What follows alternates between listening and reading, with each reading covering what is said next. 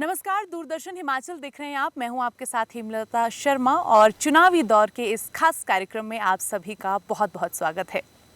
हिमाचल प्रदेश की कुल 4 लोकसभा सीटों पर चुनाव होने जा रहे हैं और चारों सीटों का गणित बताने के लिए हर कोई चाणक्य बना फिर रहा है। लेकिन राजनीति को समझने के लिए समय और अनुभव दोनों ही बेहद ज़रूरी हैं।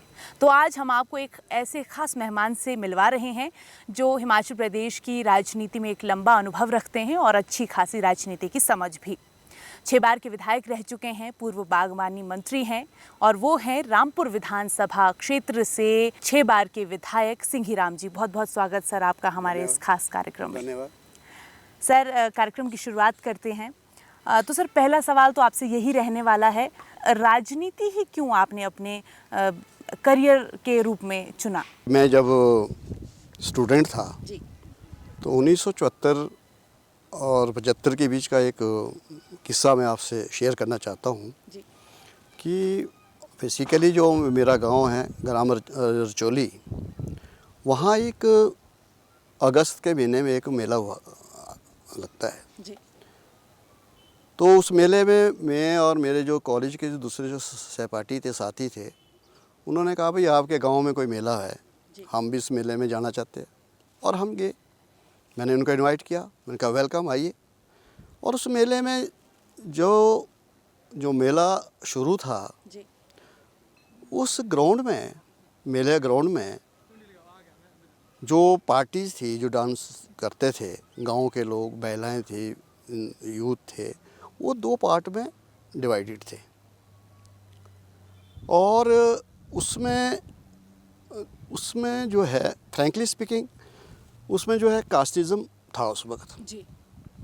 क्योंकि जो गरीब लोग थे, मतलब है जो दूसरी कास्ट से संबंध रखते थे, शेड्यूल कास्ट थे, उनको अलग से डांस करने की वैसे तो परमिशन ही नहीं थी।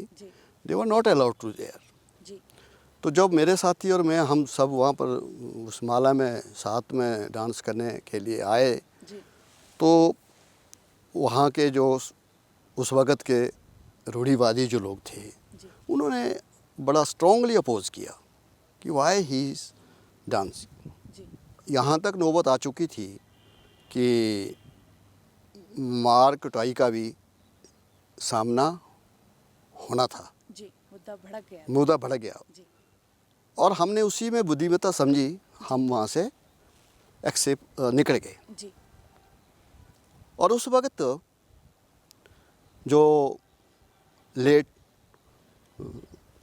एमपी उस वक्त के श्री वीरभद्र सिंह जी, जो वो उस वक्त हमारे लोकसभा के सदस्य थे, और श्रीमती स्वर्गीय इंदिरा गांधी जी उस पर प्राइम मिनिस्टर थी।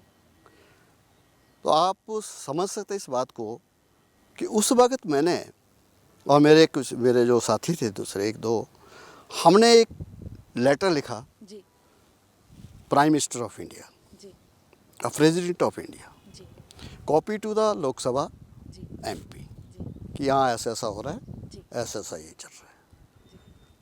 आप यकीन नहीं करेंगे, उसकी इंक्वायरी आ गई।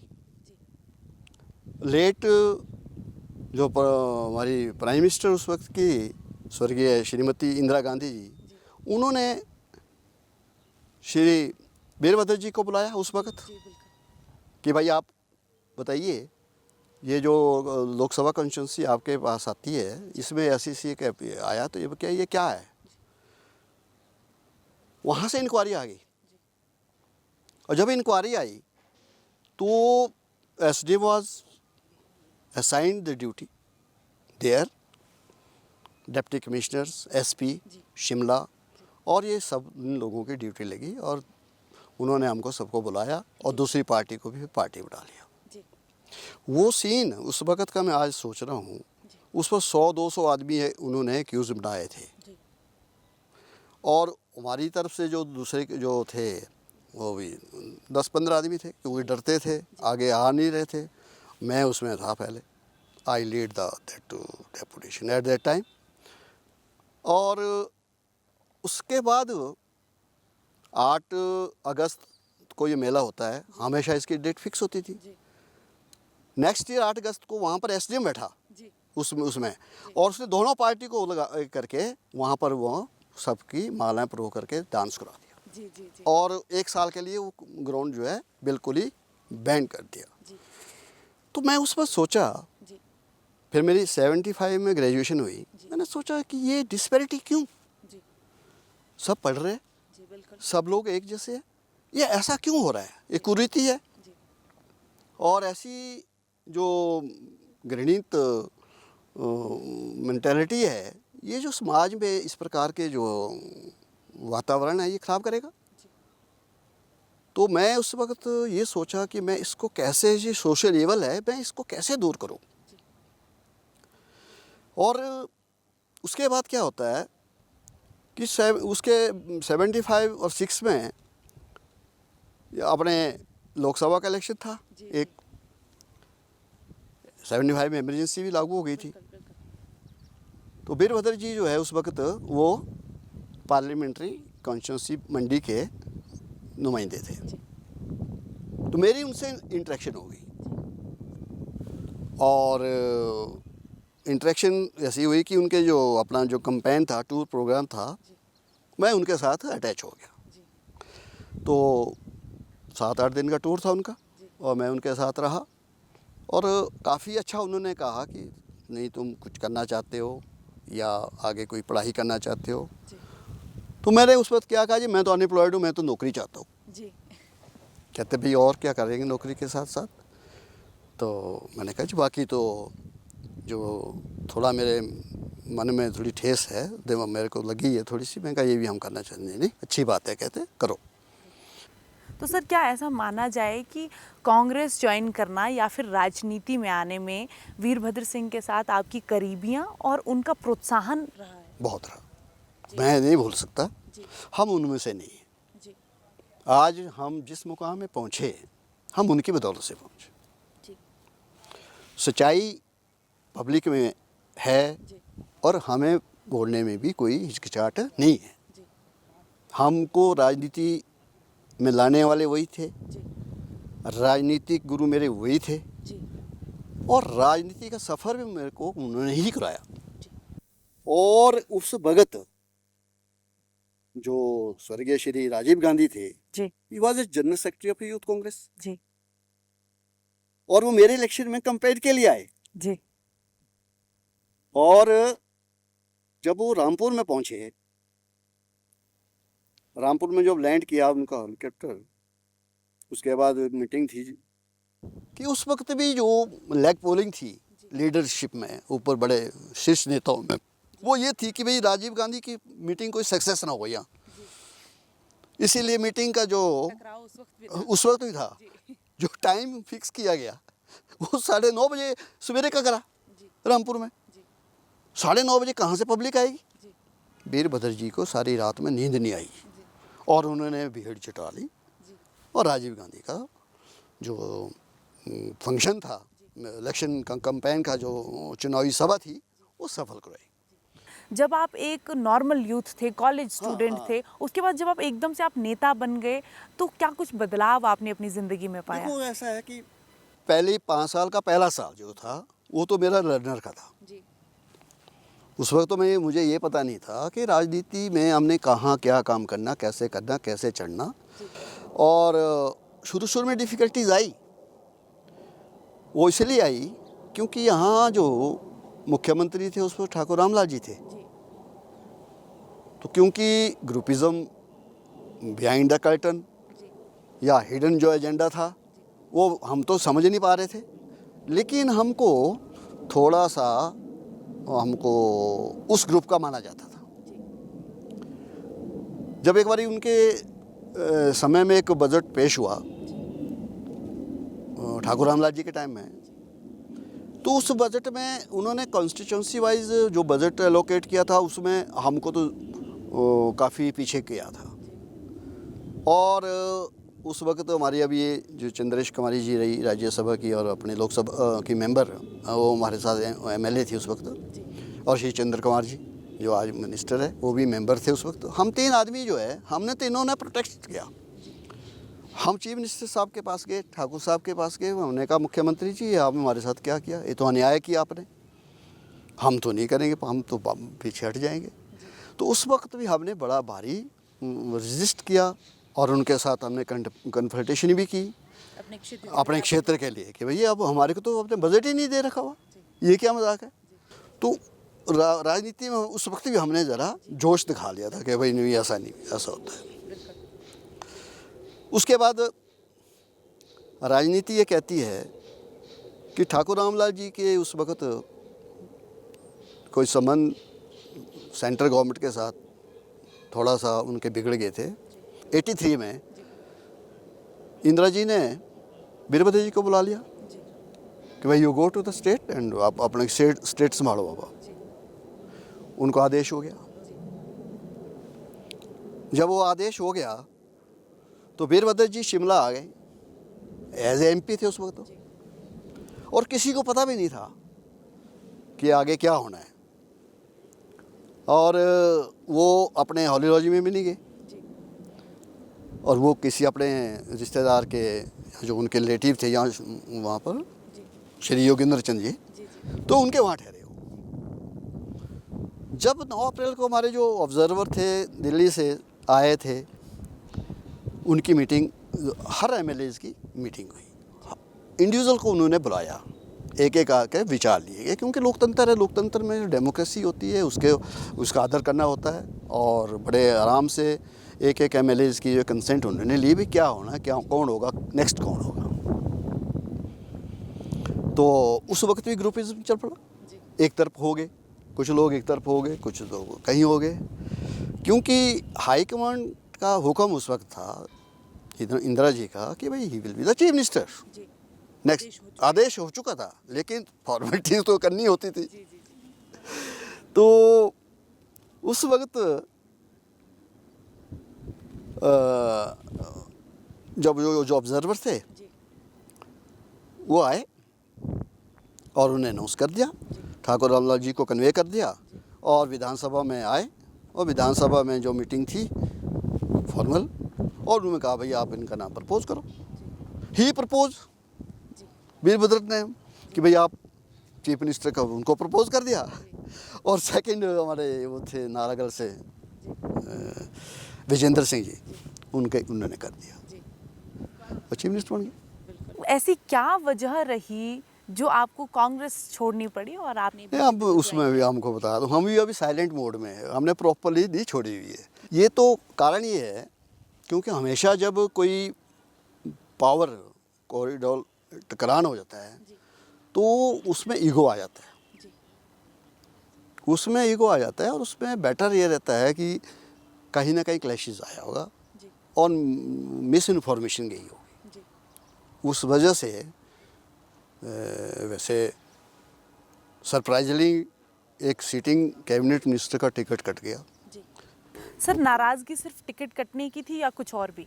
नहीं, उसके बाद क्या नाराजगी थी, मेरा एक ही क्वेश्चन रहा हमेशा। मैं तो उनसे यही पूछा कि भाई मुझे सिर्फ आप ये एक्सप्लेन कर दीजिए, क्योंकि मेरे लोग भी मुझे पूछ रहे हैं कि भाई आप बताइए कि मेरा टिकट किस वजह से कट रहा है और क्यों कटा।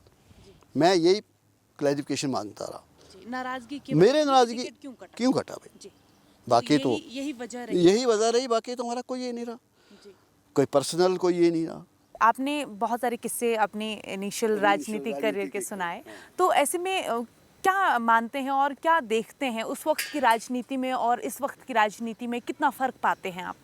बदलाव जो बहुत है। आप लीजिए इलेक्शन कम्बाइंड का, उसमें बदलाव है। आप लीजिए वोटर की क्या मेंटेलिटी है, उसमें बदलाव है। और आप देख लीजिए सबसे बड़ा बदलाव कहाँ आया आज, सोशल मीडिया।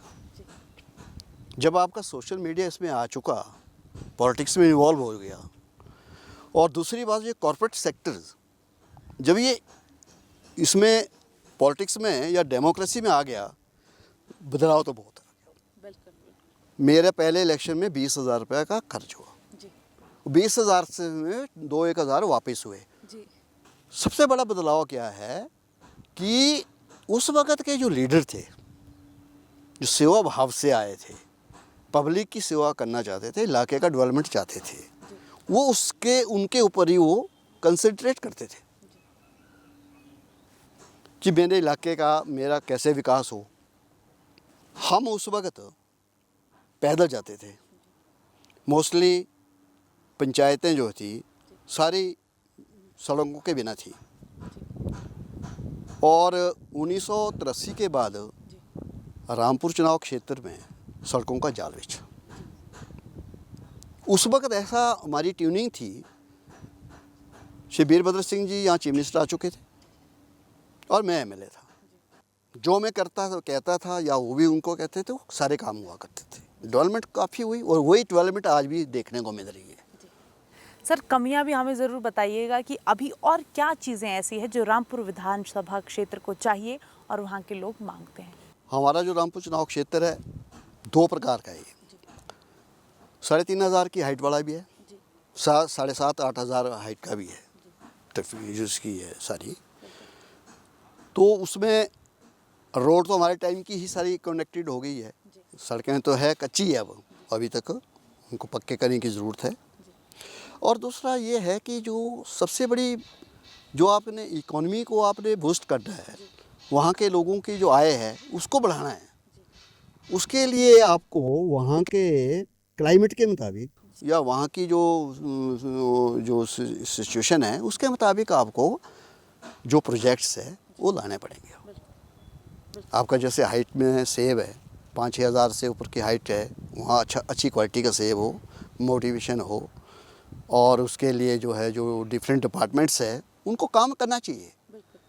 और आज क्या है, चाहे एग्रीकल्चर डिपार्टमेंट की बात लो, चाहे आप हॉर्टिकल्चर डिपार्टमेंट की लो, इनको जो बजट है, बजट की कमी नहीं होती है।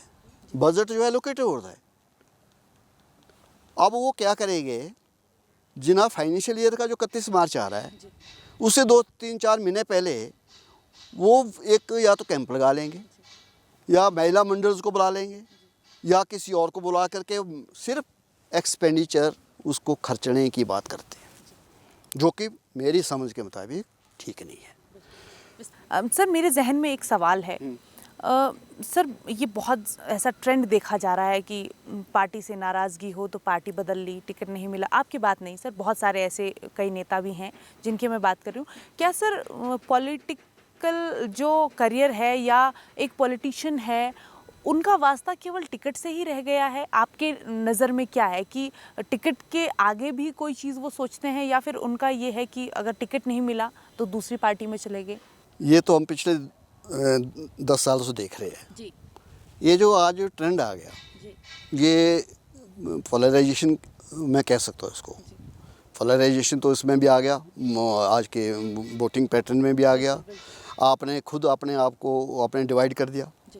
कहीं हिंदू मुसलमान की बात करने चले, कहीं आप जाति के आधार पे आप वोट मांग रहे हैं। इसके लिए सारा जो समाज है आज, पॉलिटिकल जो ढांचा है, चाहे किसी भी पार्टी का हो, चाहे बीजेपी हो, चाहे कांग्रेस हो, चाहे कोई दूसरी पार्टी हो, सब इसके लिए जिम्मेवार है। क्यों? वोट के टाइम में और अपने इलेक्शन को जीतने के लिए आपने लाखों करोड़ों की अनाउंसमेंट कर दी और लोगों के जो है आपने इतनी गंदी हैबिट डाल दी लोगों में कि आज वोटर भी चाहता है कि हमें जहाँ फ्री मिलेगा हम वहाँ चलेंगे। जी। ये तो नहीं होना चाहिए। जी। इसका मतलब ये है कि आप जो है उनको प्रलोभन देकर के आप वोट ले रहे हैं। प्रलोभन से नहीं, काम करके दिल जीत। काम करके जीतिए आप। उसमें थोड़ा आपको डिसिप्लिन तो अपनाना पड़ेगा, स्ट्रिक्ट भी होना पड़ेगा। अब लोकसभा के चुनाव आ रहे हैं और 1 जून को हिमाचल प्रदेश में मतदान होना है। बहुत सारे हमारे ऐसे युवा भी हैं जो पहली बार मतदान करेंगे। लंबा अनुभव आप रखते हैं, तो मैं चाहूँगी कि हमारे दर्शकों को और हमारे हिमाचल प्रदेश की जो यूथ है उनको वोटिंग से रिलेटेड कुछ टिप्स और उनके अधिकारों से संबंधित जागरूकता संदेश हम आपकी तरफ से चाहेंगे। मैं तो ये कहता हूँ कि डेमोक्रेसी को जी जिंदा रखने के लिए जी आप अपने विवेक से, जी, अपने दिमाग से जी, ये देखिए कि who can lead the country. बिल्कुल। और कौन ऐसा नेता है जो हमारे इलाके का डेवलपमेंट करे। जी बिल्कुल। और कौन ऐसा नेता है जो हमारी बात को सुने। बिल्कुल, उन्हें वोट करना चाहिए। उन्हें वोट करना, बिल्कुल, ताकि कल को आपको शिकायत का मौका न हो। जी बिल्कुल। तो दर्शकों, जैसा आपने सुना सिंघीराम जी का भी यही कहना है कि हमारे यूथ को बढ़ चढ़कर लोकतंत्र के इस महापर्व में भाग लेना चाहिए ताकि आपको शिकायत का मौका ना मिले और सोच समझकर अपने प्रतिनिधि को वोट दें और हमारे देश का एक जो भविष्य है उसको उज्जवल करने में अपना महत्वपूर्ण योगदान दें। सर, रामपुर विधानसभा क्षेत्र की पर्टिकुलर अगर मैं बात करूं तो 6 बार आप वहां के विधायक रहे हैं। तो इस दौरान जो आपने समाज सेवा की है, जो वहाँ के लोगों के लिए किया है, आप बागवानी मंत्री भी रहे हैं, तो अभी बागवानी के क्षेत्र की अगर हम बात करें तो रामपुर विधानसभा क्षेत्र को सबसे ज़्यादा ज़रूरत किस चीज़ की है? बागवानों की तो है, देखो आपकी जो इकोनॉमी है, आपके उनकी जो आर्थिक जो स्थिति है वो सुदृढ़ होगी तभी जब उनके पास कोई कैश क्रॉप होगी। कैश क्रॉप में कई प्रकार के जो है आपके सेक्टर्स है, सेगमेंट्स है। अगर कहीं आपके पास एग्रीकल्चर सेगमेंट्स है, आपके जो है लोअर हाइट्स के में और फ्रूट्स लग सकता है। हाइट में आपका एप्पल, हमारी एक एप्पल बेड्स है, उसमें आपको नई नई किस्म के पौध लगाएं, उनको प्रशिक्षण दें गवर्नमेंट। और उनकी सबसे बड़ी जो बात आती है फिर मार्केटिंग की आती है। मार्केटिंग में आपने अगर किसी को मोनोपोली कर दिया तो वो मोनोपोलाइज हो जाती है, उसमें बागवान मरता है। जब आप एक विद्यार्थी थे, उसके बाद आपने चुनाव लड़ा, आप विधायक बन गए, तो क्या कोई ऐसी चीज़ है सर जिसको आप मिस करते हैं कि एज अ विधायक? क्योंकि जब आप विधायक थे और अभी भी आप एक पॉलिटिशियन हैं तो कहीं ना कहीं आपको इधर उधर जाने में रोक टोक रहती होगी, कहीं लोगों के बीच जाना है तो सिक्योरिटी में आप जाते होंगे विधायक जब रहे होंगे। ऐसा है तो कोई चीज़ उस वक्त हमारे टाइम में ना कोई सिक्योरिटी थी जी, ना कोई कांस्टेबल होता था साथ में।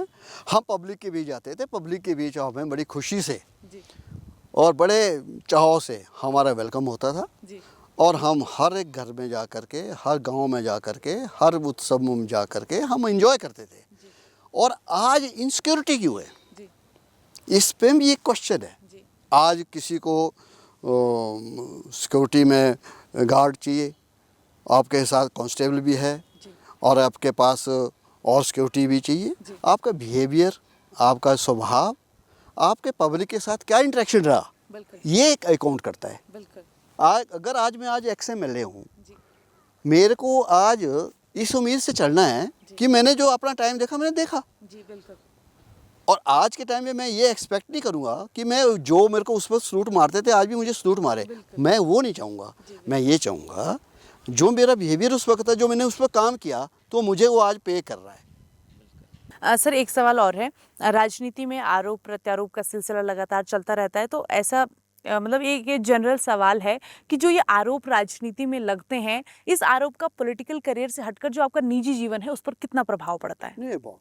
मैं तो इसको बिल्कुल डिसएग्री जी कि जो पर्सनल एलिगेशंस जी और राजनीति जो भाषण है, एक दूसरे के ऊपर छींटाकशी, जी ये नहीं होनी चाहिए। जी मुद्दों पे लड़ो, जी पॉलिसीज पे आपकी क्या है, आपका मैनिफेस्टो है, आप क्या करना चाहते हैं। किसी भी पार्टी का अपना मैनिफेस्टो होता है, जी वो सब अपने मैनिफेस्टो के मुताबिक इलेक्शन लड़ते हैं और लड़ना चाहिए। जी वर्तमान राजनीति हिमाचल प्रदेश की बात करें तो काफ़ी कुछ हलचल चल रही है पिछले लंबे समय से प्रदेश की राजनीति में, तो इसके ऊपर आपकी प्रतिक्रिया? मैं किसी पर्टिकुलर पार्टी के हक में तो नहीं बोलूँगा। ओवरऑल ये है कि किसी भी एमएलए को पब्लिक ने 5 साल के लिए चुना होता है, उनको सर्टिफिकेट दे देते हैं कि भाई आप 5 साल के लिए हमारे नुमाइंदे हैं। और बीच में जो एपिसोड हुआ अभी, व्यक्तिगत अनुभव के साथ मैं ये कहना चाहूँगा, जो डेवलपमेंट की तरफ ध्यान देना था सरकार ने, वो हट गया। वो हट के इस पॉलिटिकल मैनेजमेंट में चला गया। पॉलिटिकल मैनेजमेंट में क्या होता है, आपकी इलविल बढ़ जाती है। अब जो एक के खिलाफ बोलेगा वो दूसरा भी चुप नहीं रहेगा और इसमें टाइम वेस्ट हो जाएगा। तो जो ये हलचल हुई है, कई विधायकों ने रिजाइन भी दिया है, तो इससे जनता आहत हुई है, ये आपका कहने का मतलब है? देखिए, ऐसा है कि जो रिजाइन किया जी, चलो, जो तो पर्टिकुलर पार्टी से थे कोई जी, उनका तो इसीलिए है कि विप जारी होता है पर्टिकुलर पार्टी का। लेकिन जो इंडिपेंडेंट थे, इंडिपेंडेंट के साथ जो 3 इंडिपेंडेंट थे आपके, उसके ऊपर तो कोई दबाव ही नहीं था। They should not have resign. आपकी इंफॉर्मेशन के लिए एक कॉन्स्टिट्यूंसी में गवर्नमेंट का, इलेक्शन कमीशन का कितना पैसा खर्च होता है और पब्लिक कितनी इन्वॉल्व होती है। उसके बाद 1.5 साल के बाद बोले जी तुमने खर्च कर दिया, मैं तो रिजाइन करता। मैंने कहा ये कोई मजाक है? तो जी बिल्कुल दे शुड बी पेनलाइज्ड। बिल्कुल। और कहीं ना कहीं जनता इससे बहुत ज़्यादा दुखी होती है। कहती है हमने चुना हो तुमको, बिल्कुल। तुम रिजाइन करने का क्या हुआ भाई? बिल्कुल। और जनता की उम्मीदों पर पानी फेरने का उन्हें कोई हक नहीं है। बिल्कुल ठीक बिल्कुल। बहुत बहुत धन्यवाद सिंघीराम जी, आप हमारे इस खास कार्यक्रम में आए और इतने दिलचस्प किस्से आपने हमें सुनाए हैं। बिल्कुल। तो हमारे दर्शकों को भी उम्मीद करती हूँ कि ये किस्से बहुत पसंद आए होंगे। तो फिलहाल के लिए इतना ही। इन लोकसभा चुनावों में आप ज़रूर जाइए और अपने मत का इस्तेमाल कीजिए। अपने जो आपने प्रत्याशी जिसको चुनना है उसे चुनिए, अपने विवेक के साथ अपने मत का इस्तेमाल कीजिए। तो आपसे फिर होगी मुलाकात एक नए विषय के साथ। तब तक के लिए नमस्कार।